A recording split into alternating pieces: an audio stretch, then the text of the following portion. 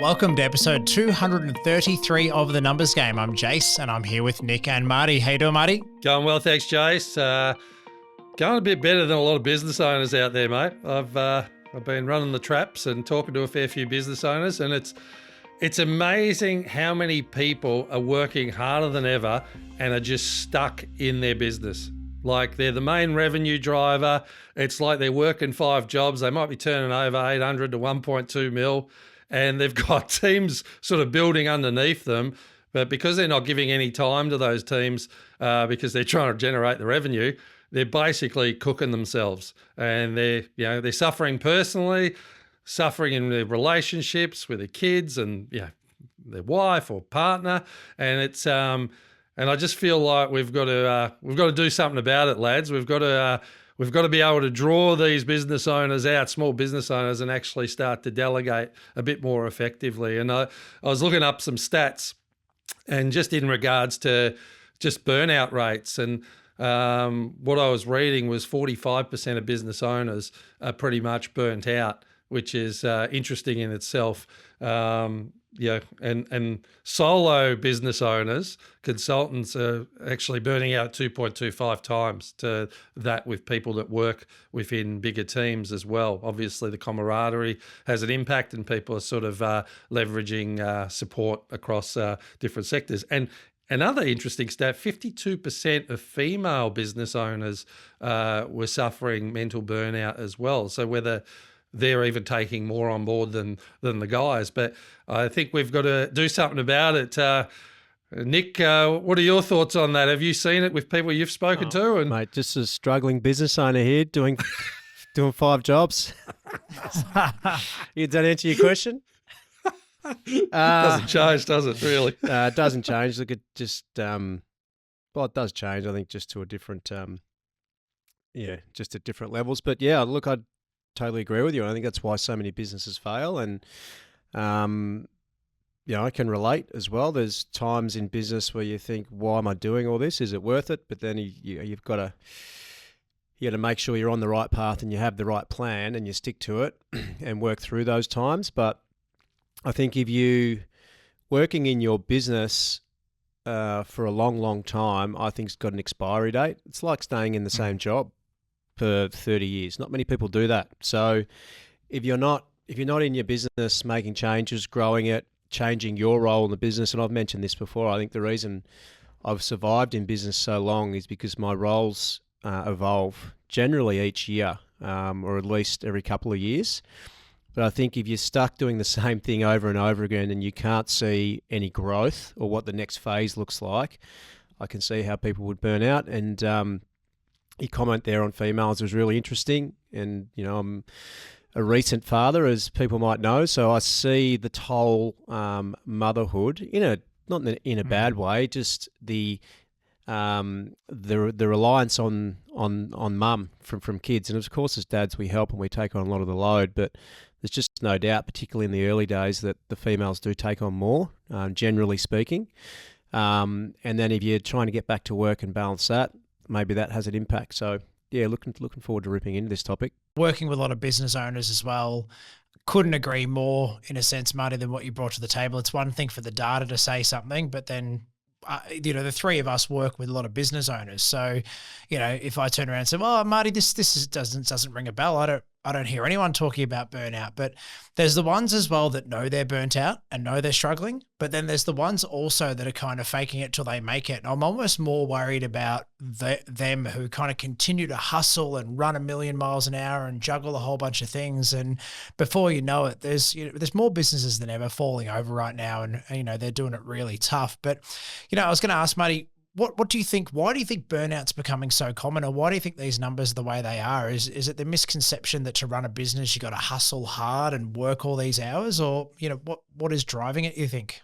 Yeah, I think it's interesting. It's from the point of view that I think people see it almost as a trophy that they're doing everything in the business. And I think the question is always to ask whether you want to be a consultant or you want to be a business owner. You have to get and a lot of consultants feel like they're very good at what they do and they should transition to being a business owner and build a bigger business, but it's not always their personality makeup as well. So I think you've got to be really clearly defined as to, okay, am I a consultant? If you're a consultant, you want to be earning probably, 2 to 3 times more than what you would as an employed role or business owner, just purely because you might not be able to sell the asset on the back end. Some people with product may be able to, but you've got to consider that. But what I find is when consultants try and transition into business owners, they spend a lot of money on making the business look bigger without really detailing what the business needs to do for them as a business owner, and bring good people in, strong sales team. There's this moment in the transition where it becomes more superficial without results actually coming in. And cash flows is always something which can derail business owners pretty quick. So I think always as a first point of call, I think you really got to understand and map out a plan over 1 month, 3 months, 12 months as to how you're going to generate the revenues in that transition across, and maybe put some timeframes around that with some modeling, because what I'm seeing in the small business sector is people that are building smaller teams and giving them no attention. And the business owner's still running all the revenues, and then the people are becoming disenfranchised because they're not getting support. And then the business owner's annoyed because they're paying them a wage and they think they should just deliver because the business owner can do it.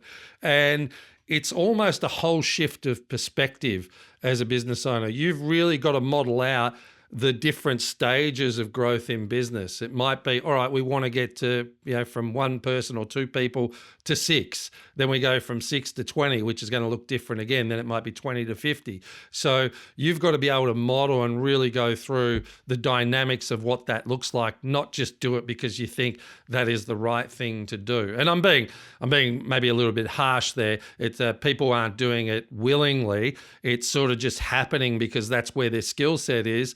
And then the other thing I'm finding is they don't want to let go of the skill set that creates the revenue, because now you're getting a compounding negative effect that can dismantle the whole thing. So it's a really interesting dance, and it's something that really has to be given a lot of thought and given a lot of planning to ensure that what you're doing is the right thing to do, because you don't want to undo, the good work you've done as a consultant as well. Resonate? Yeah, definitely. 100%. Wait, what do you think are the ways? I mean, is there a way somebody identifies this? I mean, is it just knowing you're working too many hours and feeling burnt out? And, to kind of get to that mindset shift point as a business owner, is it handing off just an X number of tasks, or looking at your roles and responsibilities and trying to think, what could I get rid of that I shouldn't be doing? When you think about the 5 hats or more that a business owner wears, do you have a bit of a roadmap of where to start, Marty, and what the steps would be? Yeah, well, I've certainly been in that circumstance previously, my first business, where I was trying to do it all, and it was a bit of a trophy, right? It was a bit of, look at me, I can do this, why can't you? That's a really good model for growing a business, isn't it? So it's so I get it, but I think, and it might be just, again, I talk about perspective. I always thought you had to work extremely hard to get any form of reward. That was in my own psyche. And that was like, it was a good thing and it was a bad thing as well. So the thing that I've learned as I've got older is, how can you scale with a sense of ease and simplicity as well? So how do we do that as business owners, where we get some form of, and I don't like the word balance, because there's always effort that's going into a business. There's no doubt about it. But how do you get the business to do what you want it to do? And how do you provide opportunities for, obviously, people and clients within that business as well? This is not just a handball. This is a well thought out idea of going, okay, how can I now do the things I want in my business? So what am I good at? I might be good at the high deal level, or bringing great clients to the business. I might be good at leading people within the business. I might be great at the financial operations. And so where is my skill set? And then where can I put that skill set that's the highest impact in the business to deliver a result? But in doing that, once you've established what's good for you and what you want to do, then you've got to build great teams and great leadership around the other aspects of the business as well. And what I'm finding is that's where it's spread really thin. You've got a lot of business owners going, I'd love to be doing that, or I want to be doing that in the business, but I just can't sacrifice. And they think it's a jump off a cliff, but I'd rather someone, if they're going to jump off a cliff, actually have a parachute and actually build a model and a transition period. You know how we've talked about when you're starting a business, you want 6 months, 9 months of income so you're not under stress right away. Well, maybe you've got to put time into the sales team in order to create a result that takes away, your need of providing 100% of the income. It might be 50% of the income. So you might stagnate it and transition it over a period of time. And every business owner and every business is going to be different. But what I find is they're hanging on, and then they jump off the cliff and all hell breaks loose because they're trying to build models now. They're not particularly skilled in doing that. And that's where they need the guidance to go, well, hang on, let's not just go there right now. Let's map out what you want to do, what it looks like. Where do you want the business to be in 12 months? What's the business doing? What's it's delivering? Let's set KPIs. Let's make sure we're getting high performance salespeople. Instead of, you'll find in that small business sector is everyone underperforms the business owner. That's terrible. Terrible. That's a lack of confidence in the business model and system. That business owner is not confident in bringing the best people to that business. At some subliminal level, they're not sure that person's best placed there. It's a confidence thing a lot of the time. But when you've got strong systems, like I know with Innovate and Future, there are strong systems in play. You know that when you're bringing a mortgage broker in to Innovate, they've got the highest chance of performing because of the support structure that's there, the mentorship, leadership, and systems in play. Like you can confidently go, we know a top performing broker at 60 mil can do 100 at Innovate. There's no doubt about it. But you can't make that call if you haven't set up that whole infrastructure. And that's where the problem is. Sometimes it's fear, sometimes it's financial fear, sometimes it's skill, sometimes it's just not having another business partner to be able to nut this through effectively. But that's where you need to get advice, either off other business owners who have done it, business advisors, whatever the case may be, but just getting the advice so you can streamline a tangible plan of attack to be able to get to the other side of it so you can really enjoy your business and not cook yourself. I think you're spot on, but I think the scary part for people is, and I'll refer to our business. Yeah, we've got amazing systems and people and whatnot, but it's a very expensive business to run. And as is any business our size, you've got a big fixed cost line. So I think that is what scares people, and maybe that's why they don't take the jump.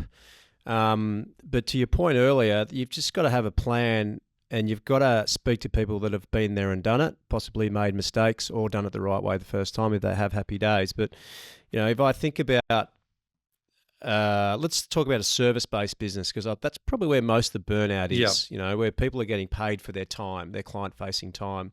A bit harder to scale than a product business. So, the scariest thing for a consultant, as you referred to them as a business owner, is to bring someone in who does what they do. Now, it's scary because a salesperson is generally reasonably expensive. Salespeople generally can be harder to manage than people in administration just because they're hungry. Salespeople will have a lot of needs because they will want the tools that they need to succeed. So that is a very scary jump. So, if I think back to the way that I did things, and probably my biggest lesson was you've got to have baby steps in growth. So the reality is you're in business for a lot of people because you're really good at the client-facing stuff and the sales, because you think, oh, this is great. How good is this? I'm going to start a business. So in the early days, for you to take yourself away from that, I think is a mistake. So the best thing that you can do, in my opinion, is how do I leverage my skill set the most? And you did mention that. So your first step into growth should just be administration. Who can help me do double what I'm doing now, and at the same time possibly reduce the burnout factor, right? Because they're not in the office on a Saturday catching up on bookwork. So how do I get people around me initially? And that could just be one admin person. It might start at 3 days a week.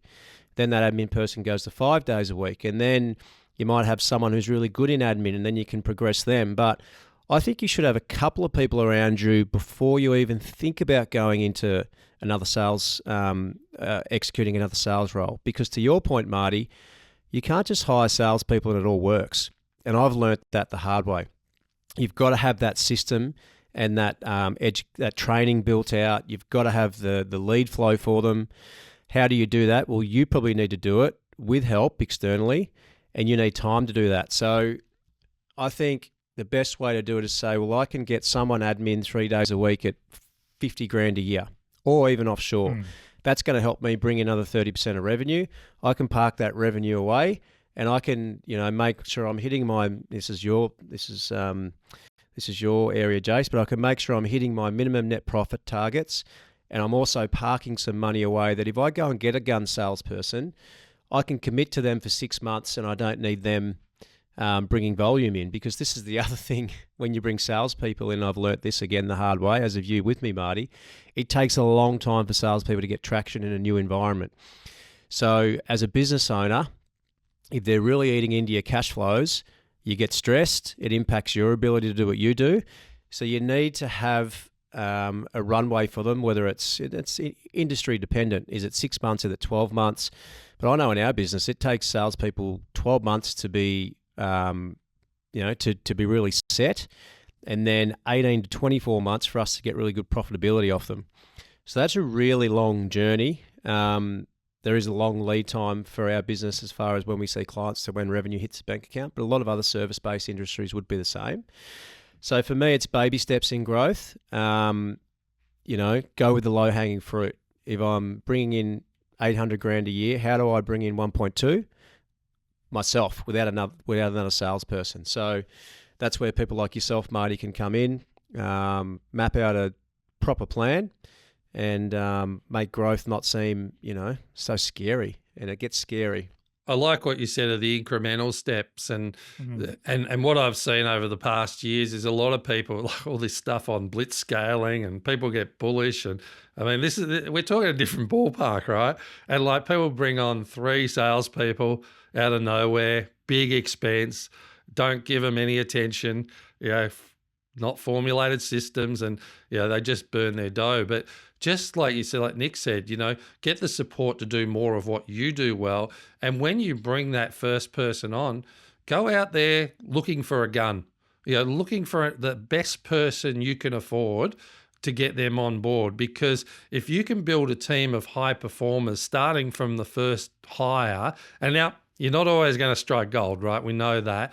But if you can at least in your mindset know what you know is a good performer from what you're doing and try and attract that person in, then immediately you're taking that next step of someone that's going to do very, very well in your business. And you are going to be able to spend time with one person instead of 3. That's not going to impact the whole revenue that you're trying to produce. So again, bite-sized steps, get the plate spinning well. When it's spinning well, creates more revenue.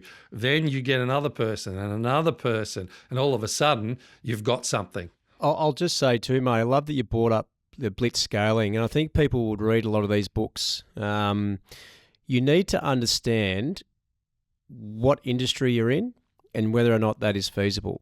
And if you're in a service-based industry as an accountant, as a mortgage broker, as a lawyer, scaling is very, very difficult because it's all about people, and you need people producing those hours, and people are expensive. So it's not a product where you can just increase the marketing, bring more in online, get a bigger warehouse and whatnot, and scale up quickly.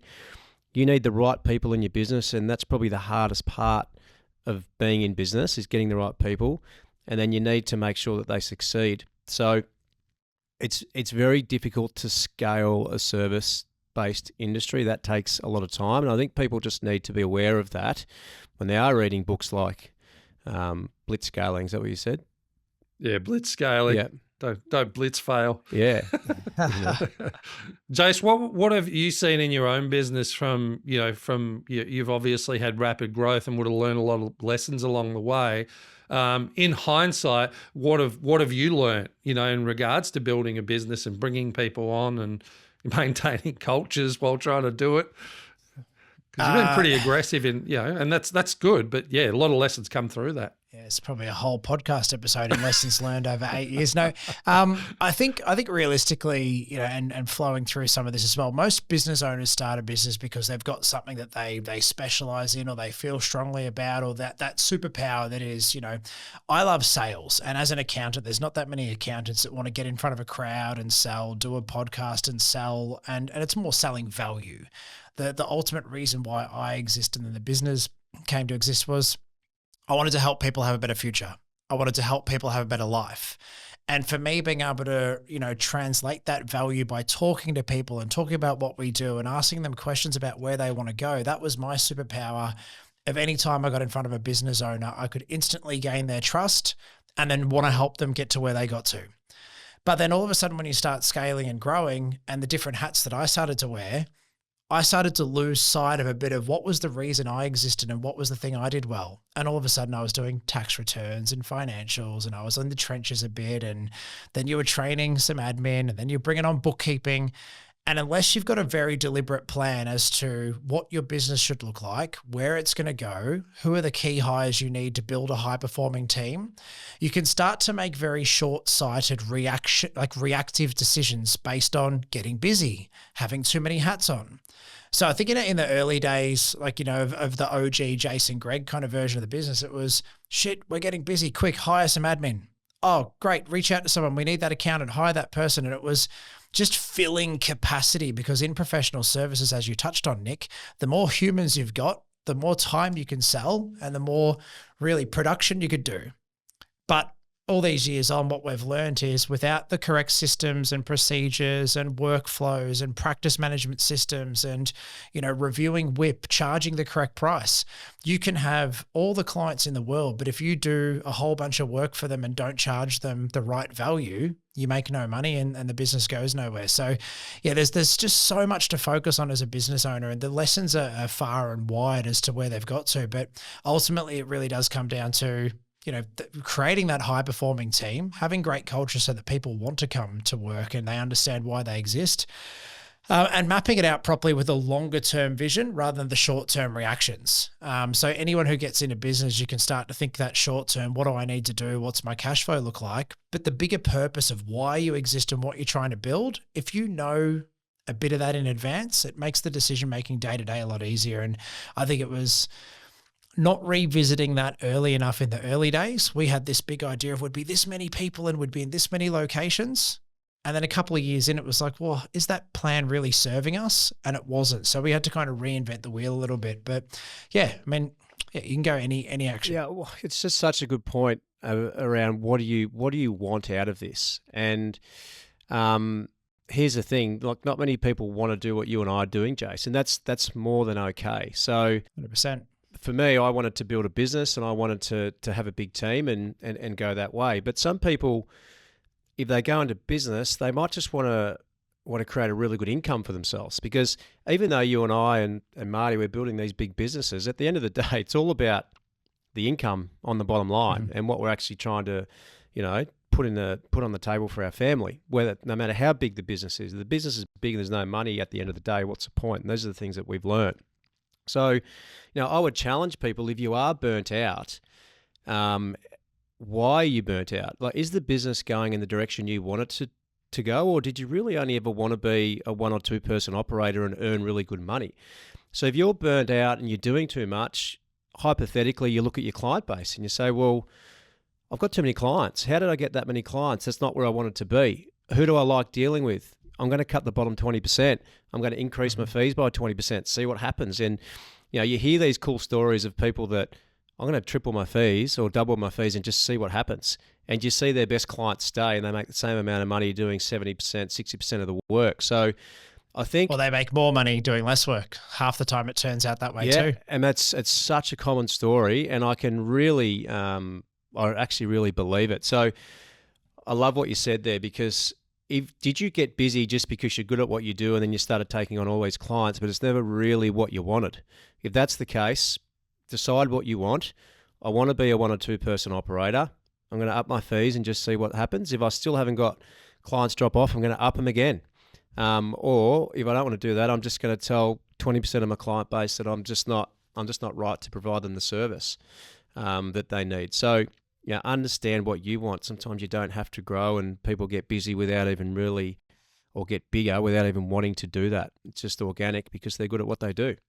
Yeah, and generally when you start focusing on those high-end type, clients, if that's what ends up happening, the quality of work goes up too, because you've got more time to deliver to those Exactly people right. as well. And it's not about, and you've both explained it really well, it's not about how many number of people are in the business.